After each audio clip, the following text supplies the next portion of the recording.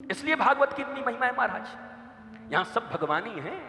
कहना सुनना ये तो हम लोग कालक्षेप कर रहे हैं, हम लोग बैठे हैं। हमारी कहाँ इतनी गरिमा, हम में कहाँ इतना हिम्मत, हम में इतना कहाँ साहस कि हम भागवत कहें। और महाराज भागवत के श्रोता भी कहाँ हैं, कौन सुने कौन कहे। पर यही बात है, आकाश बड़ा है पर अपने अपने पंखों के अनुसार उड़ना है। गौरैया अपने अनुसार उड़ेगी, बाज अपने अनुसार उड़ेगा, चिल अपने अनुसार उड़ेगा और कौआ अपने अनुसार उड़ेगा। पर मैं इतना जानता हूं कि हम सब तो तोता हैं सुखदेव की तरह। महाराज सुखदेव की तरह उड़ रहे हैं, उनकी कृपा से जितना उड़ पाए। एक आम्र कानन है, बड़ा आम का महाराज मजिरा लगा हुआ है, चारों तरफ फल लगे हुए हैं। आम का एक विशाल वृक्ष है, सबसे ऊंची डाली पर आकर के एक चिल बैठता है। चिल बैठ के देखता है कि कहां कोई मूस मिले, कोई चूहा मिले तो उसको मार करके खाऊं। एक गिद्ध आता है, वो बैठ के देखता है कोई मरा हुआ सर्प मिले तो उसको ले जाऊं। एक कबूतर आता है, वो कबूतरी को ढूंढता है। उसी समय एक सुक आते हैं तोता, वो ऊपरी डाल पर नहीं बैठते,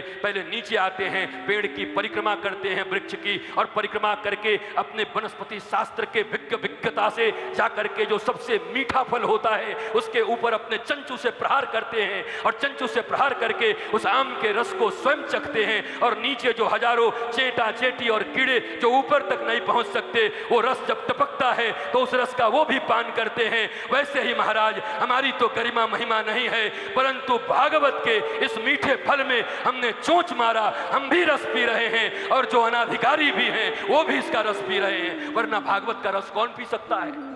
भागवत का रसास्वादन कोई साधारण कर सकता है? वो कृपा है सुखदेव की। ऐसे ही भैया ये जीवन है, इस जीवन में सबसे ऊंची डाली पेड़, वो डाली कौन सी है? बुद्धि की डाली है। बुद्धि की डाली पर बैठ करके जो केवल अपने भोजन और पेट की चिंता करता है वो चिल्ल है। जो गिद्ध की तरह बैठा हुआ मरे हुए चीजों के जुगाड़ में लगा हुआ है वो गिद्ध है। जो आकर के केवल वासना कुर्मी कलेवर कंचन के लिए बैठा हुआ है वो कौन है? वो कबूतर है। परंतु इस बुद्धि की डाली से नीचे उतरकर हृदय की परिक्रमा करके आत्मा के रस को स्वयं पी करके और सबको जो आत्मरस पिलाता है वो सुखदेव है। हमें सुखदेव बनना है, न चिल बनना है, न गिद्ध बनना है, न कबूतर बनना है। बुद्धि का बात हम नहीं सुनेंगे, हम सुनेंगे आत्मा की बात। अगर सुखदेव की कथा है तो आत्मा की बात सुननी पड़ेगी, नहीं तो गिद्ध तो बहुत ऊंचा उड़ता है भाई साहब, उड़ता तो बहुत ऊंचा है पर ध्यान रहती मुर्दे पर। इस समाज में बड़े बड़े ऊंचाई पर लोग बैठे हैं पर दृष्टि मरे हुए पर है। कहां मरा सांप पाऊं? इस समाज में बुद्धि तो बड़ी बड़ी है लोगों के पास, पर चील की तरह पापी पेट का सवाल है, उतने में ही फंसे हुए हैं। अरे कोई कोई सुखदेव मिले।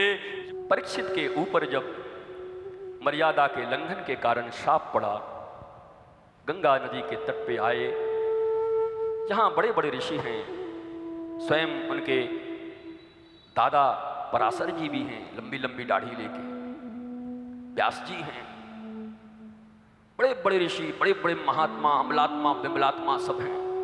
परीक्षित जी पूछते हैं जाकर तो सब चुप। बोला हमारा मंगल कैसे होगा? सब कहते हैं महाराज हमको हमारा ही पता नहीं, तुमको कैसे बताऊं? 7 दिन में यहां 70 साल से लगे कुछ नहीं हो रहा है, और 7 दिन में तुम्हारा मंगल कैसे होगा?